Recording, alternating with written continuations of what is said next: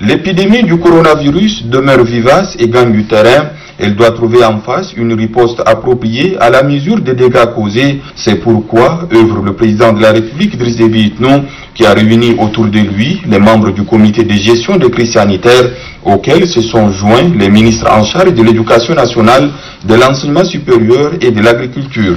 Ces secteurs clés doivent bénéficier d'une attention soutenue malgré l'urgence, raison pour laquelle les deux départements en charge de l'éducation sont appelés par le chef de l'État à l'effet de travailler en étroite collaboration avec le ministère de la Santé publique et le comité scientifique pour trouver les voies et moyens pouvant sauver l'année scolaire 2019-2020.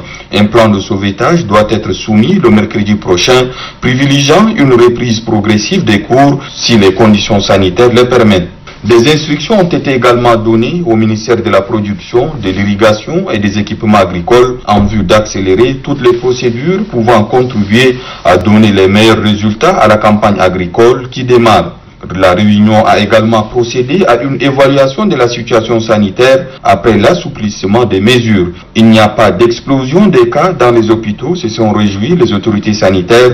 Des explications détaillées ont été données sur le protocole actuel appliqué pour sauver les patients de la Covid-19 et les possibilités d'étudier et de mettre en œuvre un protocole national additionnel et complémentaire à celui de l'OMS. Toutefois, au regard des tendances actuelles qui paraissent plus ou moins inquiétantes, il est recommandé le port du masque régulier et systématique pour freiner la propagation du coronavirus, renseigne le ministre de la Communication, porte-parole du gouvernement, Oumar Yahya Hissène. Dans cette optique, le président de la République, Idriss Déby Itno, a insisté sur la sensibilisation et la communication. Ce travail, indique-t-il, doit être fait sur toute l'étendue du territoire afin d'amener la population à prendre la mesure du danger de la Covid-19 et se protéger en conséquence. Le chef de l'État est revenu une fois de plus sur les équipements et les matériels médicaux qui doivent être renforcés et mis à la disposition du personnel de santé dans les délais requis et dans toutes les provinces. La mobilisation des ressources annoncées par les partenaires n'a pas été perdue de vue.